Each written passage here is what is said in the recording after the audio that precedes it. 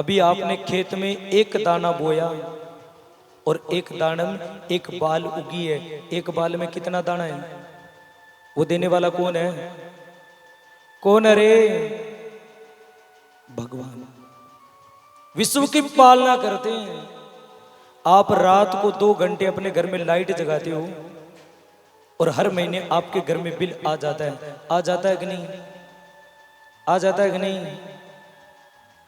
और मेरे सूर्य नारायण सुबह 7 बजे से लेकर के शाम को 7 बजे तक आपको प्रकाश देता है। सुबह 7 बजे से लेकर के शाम को 7 बजे तक प्रकाश देता है। कभी आपके घर में बिल आया? आया क्या? तो फिर क्यों नहीं मानते उसको? क्यों नहीं देखना चाहते उसको? क्यों नहीं आते उसकी शरण मेरे? क्यों पड़े हो धन दौलत के चक्रों में? क्यों पड़े हो बेटे पोतों के चक्रों में? क्यों पड़े हो इस माया के चक्रों में? सीधे सीधे मायापति की शरण में आ जाओ, कमी आएगी नहीं। सच्चिदानंद रूपाय विश्वोत्पत्त्यादि हेतवे तापत्र विनाशाय। और भगवान क्या करते हैं? 3 प्रकार के पापों का नाश करते हैं। कितने प्रकार के पाप? कितने प्रकार के होते हैं? 3 प्रकार के। कौन कौन से? कायिक, वाचिक और मानसिक।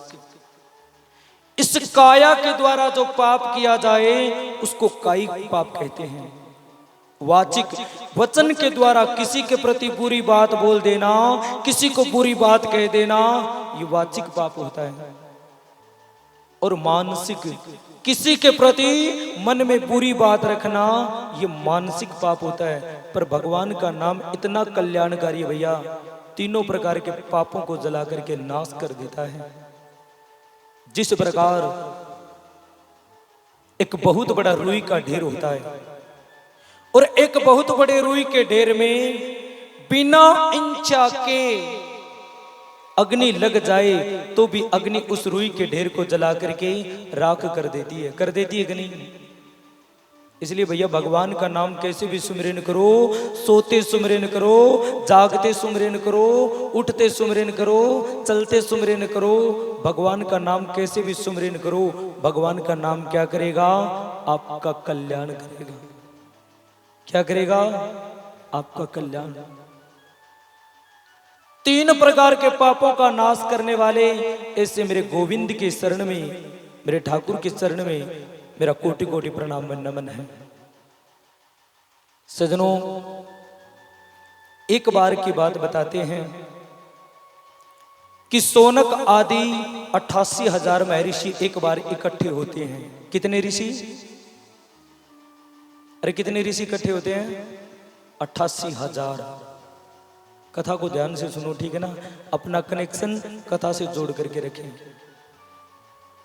88,000 एक बार सोनक आदि ऋषि इकट्ठे हो जाते हैं और 88,000 मुनि इकट्ठे होकर के ब्रह्मा जी के पास गए और जाकर के ब्रह्मा जी के सामने हाथ जोड़ दिए और कहने लगे, महाराज, काल व्याल मुख ग्रास त्रास निर्नाश हे तवे।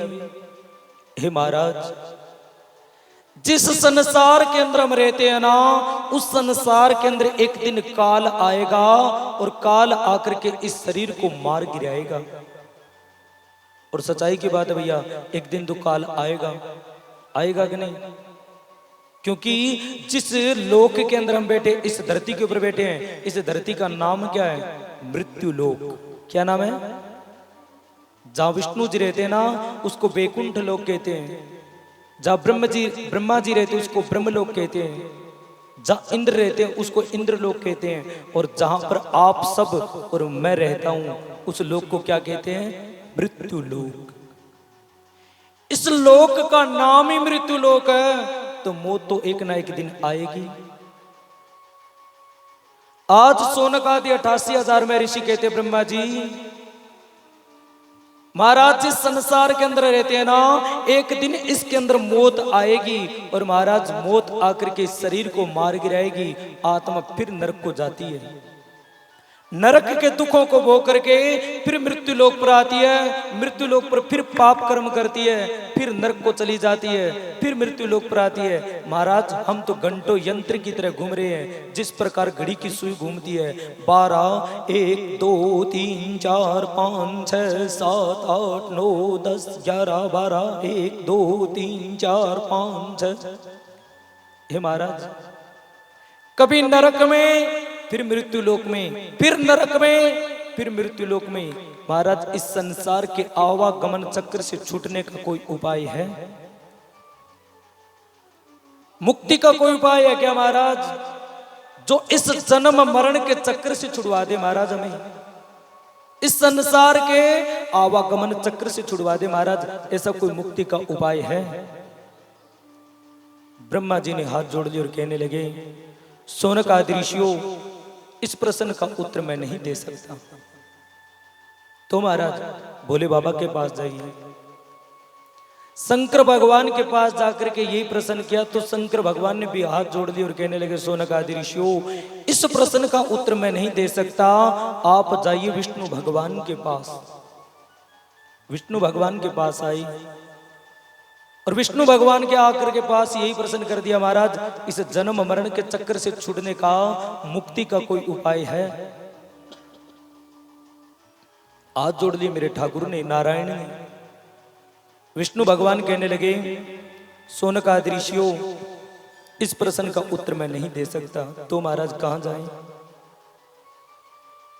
विष्णु भगवान ने एक चक्कर छोड़ दिया और विष्णु भगवान कहने लगे, शौनक आदि ऋषियों, इस चक्र के पीछे पीछे जाइए, जहां भी जाकर के ये चक्र रुक जाए ना, वहां पर जाकर के बैठ जाना। कुछ समय के बाद आपके जीवन में कोई संत महात्मा ऋषि मुनि आएंगे, और जब आपके जीवन में संत महात्मा ऋषि मुनि आएंगे ना, वही आपको जन्म मरण के चक्र से छुड़वा सकते हैं, हम नहीं छुड़वा सकते। चक्र के पीछे पीछे चलने लगे और वो चक्र सजनों चलता चलता चलता चलता हरिद्वार के पास पुण्य क्षेत्र में जाकर के वो चक्र रुक जाता है। उस चक्र की बीच की भूमि में शौनक आदि 88,000 में ऋषि बैठ गए। और संस्कृत के अंदर चक्र की जो बीच की भूमि होती है उसको नेमी कहा जाता है। क्या कहा जाता है? नेमी। उसकी नेमी में बैठ गए तो उस पुण्य क्षेत्र का नाम पड़ गया नेमी सारण्य। क्या नाम पड़ गया? क्या नाम पड़ गया? नेमी सारण्य। आज नेमी सारण्य के पुण्य क्षेत्र में शौनक आदि 88,000 में ऋषि बैठे हैं। प्रातःकालीन हवन यज्ञ करते हैं, पूजा पाठ करते हैं। दोपहर के समय भगवान की भोग लगा देते हैं, शाम के भगवान की आरती कर देते हैं। बहुत समय व्यतीत हुआ। एक दिन की बात, प्रातःकालीन हवन यज्ञ करके शौनक जी महाराज आरती कर रहे थे। आरती में बात आ गई, दीन बंधु दुख हरता। दीन माने गरीब। हे गरीबों के बंधु, उनके दुख हरने वाले, ठाकुर तुम मेरे, स्वामी रक्षक तुम मेरे, अपने हाथ उठाओ, दया कर शरण लगाओ, द्वार पड़ा मैं तेरे, ओम जय जगदीश हरि।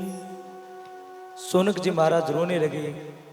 तभी मेरे नारायण की कृपा होती है, मेरे गोविंद की कृपा होती है। और शौनक आदि 88,000 में ऋषियों के बीच में एक सूत जी महाराज थे जो व्यास जी महाराज के परम शिष्य थे। और सूत जी महाराज शौनक आदि 88,000 में ऋषियों के बीच में आ जाते हैं।